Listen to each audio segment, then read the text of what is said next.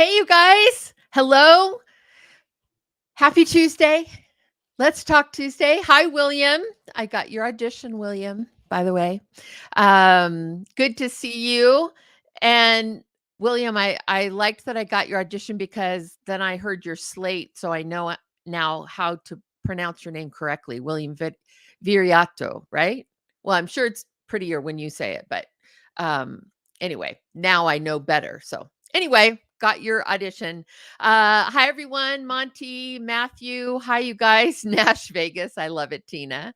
Courtney and Diane. I love it. From all over the place. All of you guys, Brooklyn Whitmer, it's her birthday. Everyone wish Brooklyn Whitmer a happy birthday. She's one of those youngins, a big life ahead of her and lots happening. And I know God's really going to do some great things through her. So happy birthday. And let's see. There you go. Diane, Robin, awesome. Love you too, Brooklyn. Hi, John. Well, it's so good to see you guys. I'm really happy to be just us answering your questions again this week. We don't have a guest per se, but always want to make sure we have enough time and take enough time to answer questions if you still have any. We've been doing this now for several weeks on Tuesdays, so I don't know if there's a point at which you'll run out of questions, but if so, we'll find other things to talk about.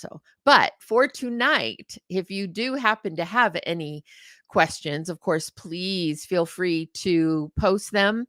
Diego, who is working behind the scenes, as he so beautifully does, will pop them up on the screen. But I have been taking a little bit of a season of break, which I told myself I was going to take anyway during this time. I originally was thinking I'd take some time off during July and August. And as it turned out, I didn't actually get an opportunity to kind of slow down until the second week of August. So I'm still working on a project, the voiceover project that William had auditioned for.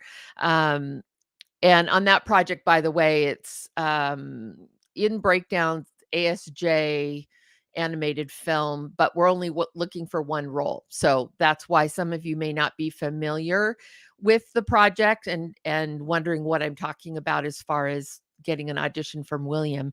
We're just looking for one role right now, and it's actually the voice of Jesus. And so we're looking for 30 to 33, and we actually do want some diversity in there. So anyway, just didn't want you guys wondering what I was talking about, is if there's like a breakdown out there that you missed. You probably didn't miss it, because for most of you, I don't think it fits your description. So don't worry about that. But should we expand to other roles and it becomes broad, as far as what we're looking for, then I will let you know and make sure you guys see it and know what I'm casting for and what I'm looking for. I think there will be an opportunity for male and female and broader age ranges. So just I'll let you know when that time comes. But for now, we're just looking for one role. So uh so John was born in the Bronx. We have some New York people. I've been interacting with a lot of New York people recently. So anyway, so I said I was taking a break. It's been nice. I'm trying to pull all the weeds out of my yard that have grown over the past several months. It's much like our careers. Here, I'm going to make an analogy between my yard work and our work as filmmakers and storytellers and artists and actors. And the story is, if you don't take the time to keep it maintained and do a little bit as you go along, then you're either going to find yourself so overwhelmed with weeds that you just throw up your hands and give up, or you're going to have to reach out and get some help to get yourself back on track. And I'd much rather we do. I literally have been thinking about just taking a torch to my grass in my backyard. It's like, no, I don't want to do that. I don't need to throw everything out, but I probably do need to ask for help at this point to get it all cleaned up. So, sometimes we maintain it, we do a great job, and we take out the weeds and get things cleared and get our focus good little at a time, and we're chipping away. And then other times we find ourselves getting way behind, and we had all these goals we set for ourselves and all these things we just swore we were going to do and accomplish, and goals, and sometimes we don't meet them the way we expected to. And so maybe that's just the time we need to ask for a little help and get down in the dirt and dig deep to get things cleared out and get things back to good fertile ground at that point. So there is my gardening analogy for gardening and acting and, just business and life.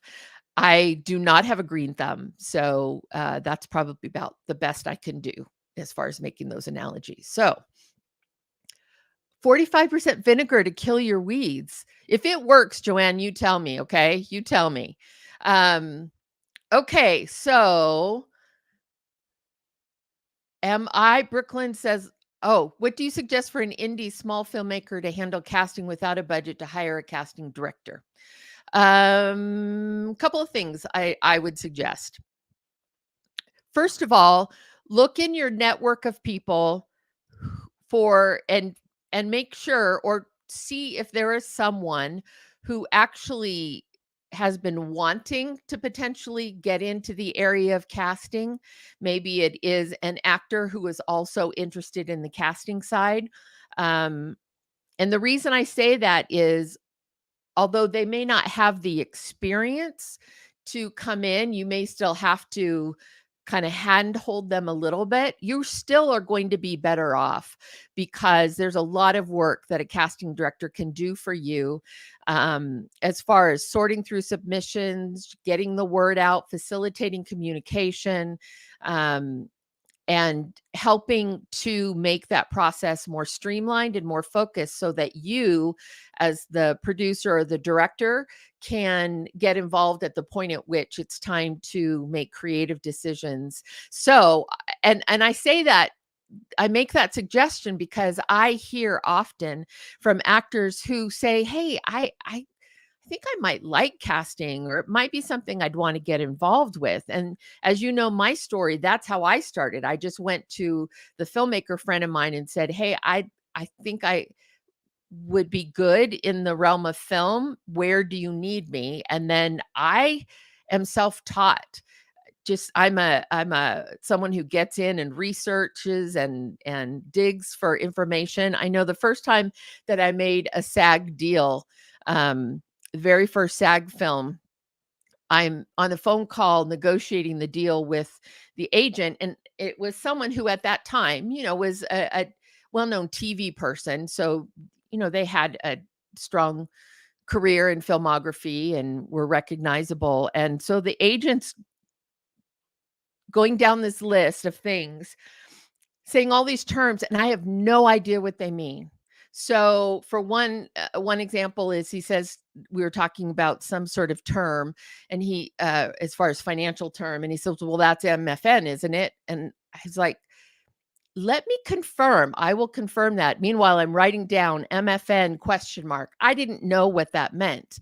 MFN means most favored nations, which means what they're asking is everybody being paid the same, or does everyone have the same trailer or the same? Basically, they're saying, is that deal term the same across the board? Because actors will often accept something that's below their normal level if they know that everybody's making the same sacrifice, basically. So yeah, I'm just writing. he's saying all kinds of things, and I'm just writing them down and fake it till you make it, right?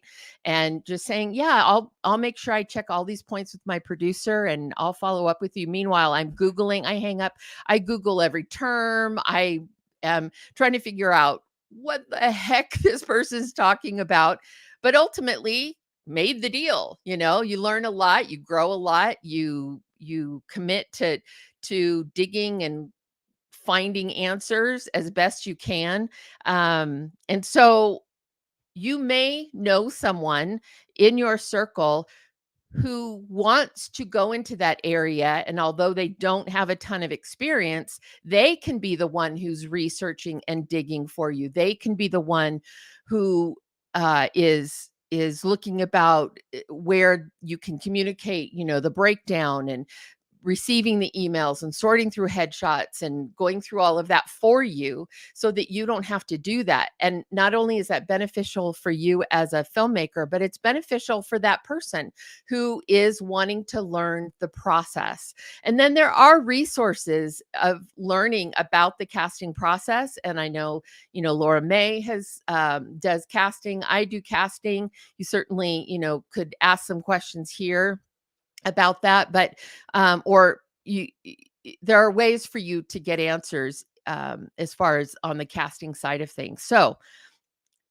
I would say look for someone to come in who has that interest, who has that skill set, and the skill set is part artist and part business. So I found that the person who's all artist, they really want to be the one like writing the scripts, and um they really want to be an actor, but they'll do the casting just because it's something to do. I, that's not always the best match, but if you do have someone who actually has a good business sense and is very organized, has strong communication skills, and is someone who's self-motivated to learn and find answers and isn't afraid, to sort of get in there and fake it till you make it, that would be a great person to come alongside of you. As if you don't bring in someone like that, then your best bet is just to get familiar with the various different breakdown services and places where you can post your breakdown, and then just set up, get that out there, get word out. And it just means you're the one who has to be the clearinghouse for all those emails and all of those submissions. But I think there's more. I know there's more people out there who've expressed an interest in maybe getting involved in casting, but they don't really know how. And I know from my experience, there isn't an exact way to get involved in casting. Mine certainly was unconventional. So, yeah, I would love for more independent filmmakers to reach out and connect with more of those people who have that desire and that skill, but just not necessarily the experience, so that they can learn and grow. So the best place to do that, mine was on a short film, and then some short series. I had been doing it a little bit before I did that first SAG film, but so I knew parts of it, but you just learn, you learn and grow. So that would be my suggestion. Brooklyn, I agree. I believe we have to tackle our careers like we are students of the art. Okay, Leanne, just cast over 24 speaking roles for my feature film filming next week. I'm the lead actor and producer, and it took about 3 weeks from start to finish and was a full-time job. Exactly. Exactly. It is a full-time job. If you have a clear breakdown, solid communication, organization, rapport in the industry, can pay a rate reasonable. Thank you, Leanne. Amen, sister. Pay a rate reasonable to your budget and care about other actors and treat them like people, then it's possible. And it really is. It really is. And tackling it on your own, especially when you're at those budget levels where, you don't have as large a pool of resources as you will one day, or as you wish you did. And to be honest, if it would be the choice between having a few bucks to pay a casting director or have a few bucks to pay your actors, I'd rather you pay your actors. because I think, and I'm just going to say it, especially in the independent, s- more modest or lean budget faith films, we don't pay our actors. We don't honor their work that way. So, yeah, reasonable pay for the actor. I fully agree. Fully agree. Um, I see Lauren. So Lauren is a filmmaker, a young filmmaker. She goes to Belmont University, right, Lauren? I believe Belmont University in Nashville. And she's writing and producing projects. And if you're in the Nashville area, she's a great one to get to know. And Lauren, it'd be great for you to get to know some of these seasoned actors. And Lauren is studying with Tina Gallo, so she's in good hands there, which is great. But yeah, Belmont University is a great university for uh, potential filmmakers or artists, certainly, music, filmmaking. So excited to see what Lauren does. Your question, how do you write word at casting breakdown for a specific look? With breakdowns, you do have to be careful. This is where I hate to use the words politically correct, but you do have to be aware of social cues and do's and don'ts with regards to how certain ethnicities or body types or differently abled people, how all of those terms are currently being expressed, because it does change over time. And so in a breakdown, you need to make sure you are aware of that and that you are using the right terminology with regards to how you're describing someone's body type and ethnicity, racial background. Um, and again, if there are any unique characteristics as far as any sort of medical issue or differently abled, anything like that, just make sure that you are careful and respectful about how you word those things. Um, I also would encourage you. So here's the thing. There's been for a very long time this standard in Hollywood about sort of what's labeled as attractive, even what's labeled as normal, like a normal body type. And thankfully, that is growing and changing a little bit now. And I'm happy to see that. Ironically, I don't know that it's changing as much in the faith world as it is a little bit more in mainstream. Um, we're still pretty traditional in how we sort of paint the female lead, the male lead, unless there's a specific story type. Um, but I would be careful about just going into huge stereotypes. Sometimes it can make the character just seem shallow. And I,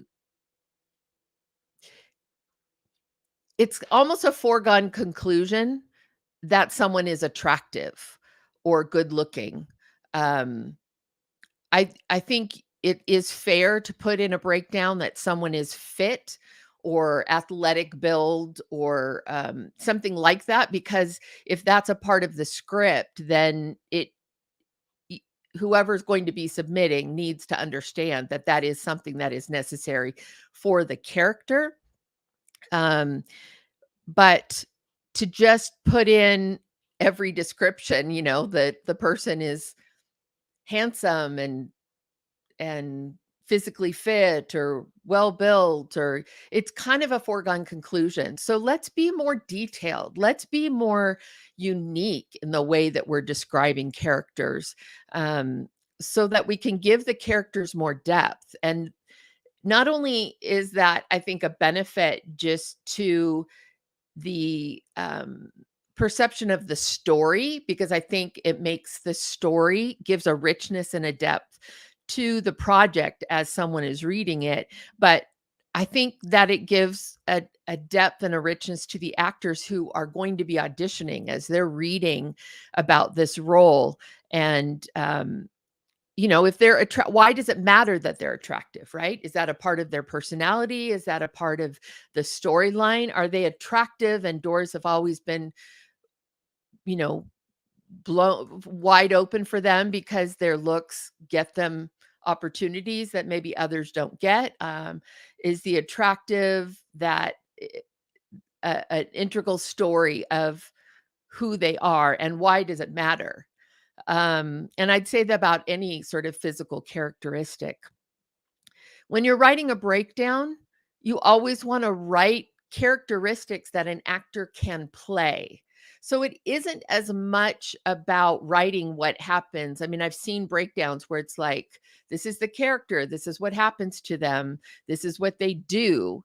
But actors can't really play an action, a stage direction. What they can play is an emotional connection, a 3D connection. So focus more on, if your breakdown includes a part of their journey, like something that happened to them, then explain to us how that character connects to that moment on an emotional level. Like, how did that make them feel if they're, if they lost their parent at a very young age?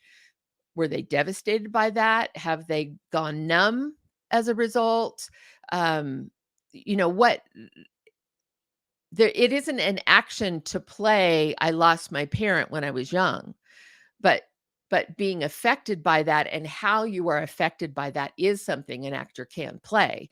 And when a writer would write a character with that as a part of their background, it's that way on purpose. So there must be some sort of deeper reason as to why that character's background includes that element. So I would challenge you just to think like an actor. And this is why, going back to the very first question, this is why I think those people who do have an acting background can be so great in casting, because you can think like an actor.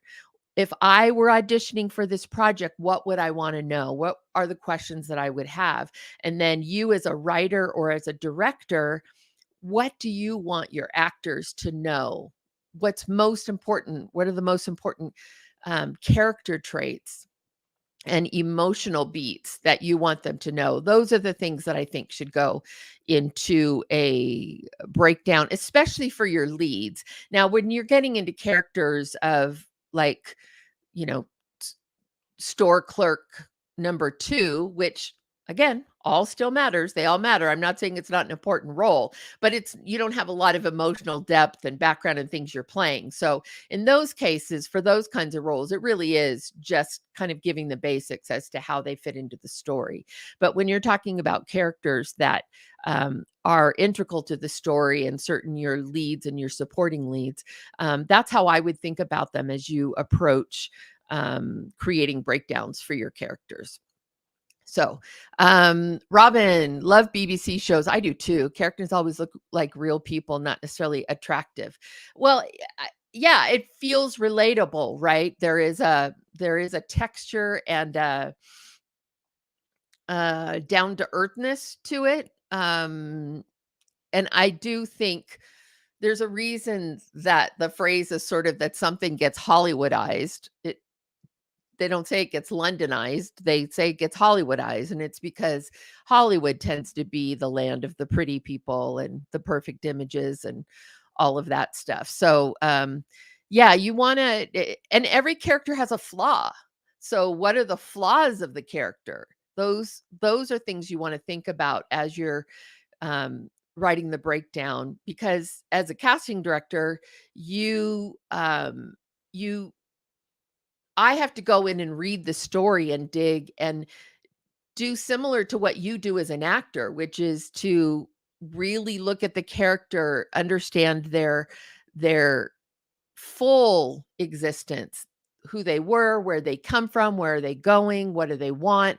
All those same questions you're asking yourself as an actor as you audition are questions that I'm having to figure out before I get involved in a project as well, or before at the beginning of the casting process anyway.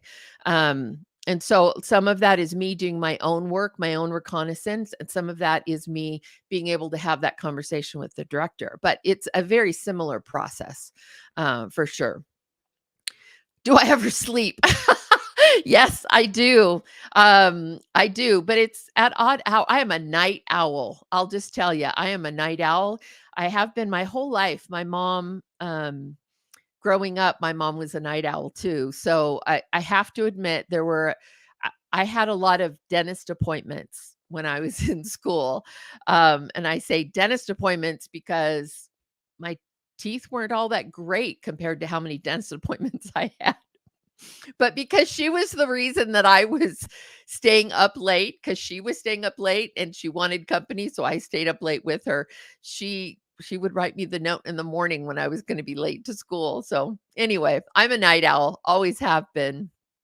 And then, uh, it this business is such that like agencies typically are 9:30 to 6:30 or 7 or later, so it just always worked that way. Days start a little later and go later, as far as the casting and communication and agents and those kind of time frames. These aren't agencies aren't opening at 8 o'clock and closing at 5. So, okay, there was a question you popped up. Go ahead and Joanne, breakdowns for doctors and pastors are almost always male in faith-based films. That is true. Now, I don't know how much that will change for the pastors, because that's a big issue. That's a theological issue for some people that goes into the tenets of their faith and their background, and different denominations have different views as far as who are the pastors and who can be ordained and who can't. And clearly I am not the person to get into that conversation. And I've attended churches that have differing views, so I've seen it multiple represented different ways. So I think that's part of the reason on the pastor side that they tend to be male, because that's the safest. Um, you don't create any controversy by keeping the pastor male, especially if it's a senior pastor.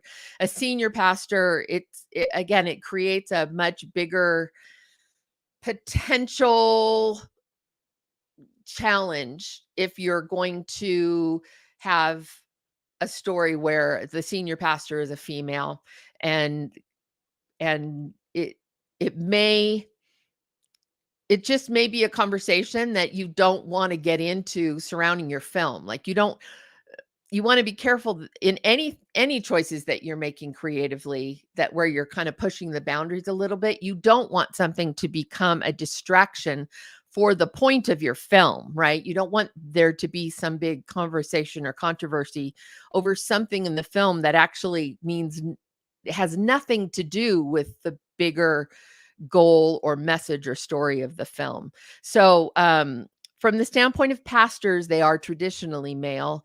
It's not to say they have to be, for sure, but I'm just telling you why I think they are traditionally male. It's safer, and and especially if it's senior pastors. Pastors like worship pastors, children's pastors, things like that, I think are more flexible. But senior pastors, it's tough to portray that as female and not have it become at least a bigger conversation, which you may not want to go into. As far as doctors, I do think I know I'm certainly challenging people to think differently, and actually I'm finding that a lot of the directors I'm working with are perfectly happy to think differently there as well. Some of it depends on the time frame. If it's a modern story, then there's no reason that it couldn't be male or female, and it certainly can be any ethnicity, in depending on where your story is set and the time frame in which it's set. Historically, there are times where there wouldn't have been a female doctor in certain regions or certain generations in our history. So that may be the case, but modern day, there's really no reason it can't be. So that's another thing a casting director does, is to sometimes help the director to think maybe differently, or the writer may have written something as a male as kind of the default, and then I'll ask the director, hey, does this role have to be male? And I'll find that they don't care. Like, it's fine. They're fine either way. And so sometimes it's just a matter of asking, because if it's written in the script, if it's written in the script as male and we just go off of the script and we don't ask questions, we meaning the casting side of things, we don't ask questions, then it'll go out in the breakdown as a male. When in reality, if we ask the question, we might find out that it could be either. But there are various reasons why it could be a male or female, specifically for a story or for a balance in the cast, or there can be a lot of reasons why it would legitimately be one or the other. But I think there are a lot of opportunities where it doesn't have to matter. And so I certainly would love to continue to see that be broad. So Sharon, you're a night owl too. Oh, until you started helping on a cousin's ranch. Yeah, see, that's early morning crack of dawn type stuff. I guess my body would modify and change, but I'm not working on ranches right now, so I haven't had a reason. So, Diego, you started. Victoria. Hi, Victoria. Do casting directors usually move into becoming directors? I don't know that it's a normal thing. Oftentimes, casting directors will move into producing because, as I said before, we're typically a balance of business and art. And so I think that's also a good skill set for the producing side of things. As far as directors, I know for myself, I directed community theater, directed theater before I embraced casting, full time, and loved directing that, loved doing that, stage directing. But as much as I love directing actors, I don't have the technical skill set in film to know all the lensing and the various like camera lens technical specs, the dollies, the cranes, all of that.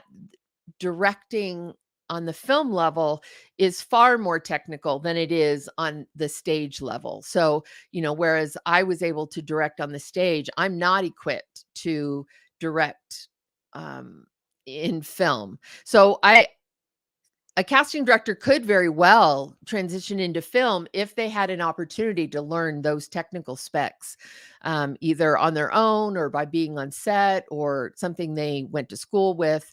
Then it would be a very natural, as far as the artistic storytelling side of things, casting director moving into a director position would make a lot of sense, actually. And we certainly are breaking down scripts and looking at story, and in the casting process, we're looking at actors inhabiting that story and how different choices will affect the final ensemble. So, and we work closely with the director. So in a lot of ways, it would be a natural transition, a natural move from a artistic storytelling standpoint. It's just the technical side of it. I know for me, I'm working so much in casting that as much as I have a desire in my heart to learn the technical specs and maybe move into that space, I just haven't had the time or made that a priority. And I would guess there are other casting directors that are in the same boat. So yeah, there's a lot of things that carry over into directing, but film directing, but there's the whole technical side that is not a part of our job as casting. So it's not something we would naturally have information about. We'd have to make a point to, or I'd have to make a point to learn that in order to kind of move into that world, or co-direct with someone who has all the tech specs, right? Who's really a camera, loves to be behind the camera or loves that side of it, and then wants to work with someone who is more actor performance storytelling oriented. So anyway, there's ways it could happen. There are aspects that are a natural progression for sure. But of course, anyone can do anything, right, Victoria? You can, if that's what you want to do, then learn it, find out how to learn that side of it and go for it and take those steps and be diligent. It's back to our gardening analogy, right? We just got to do a little bit every day so that it doesn't overwhelm us. Do a little bit every day before you know it. You know what you need to at least go in and intern with someone or be a director's assistant or do a short film and try it out that way. Yeah. So, okay. Other question. If you receive a script with words misspelled or incorrect grammar, should we just say what we think the word should be if it's pretty obvious? I hate to ask or correct the director writer. Yes. Yeah. If it's pretty obvious what it's supposed to be, then yeah, go ahead and just make that correction, especially in the world of self-tapes, because you're not necessarily in the room with someone to ask them that question before you start.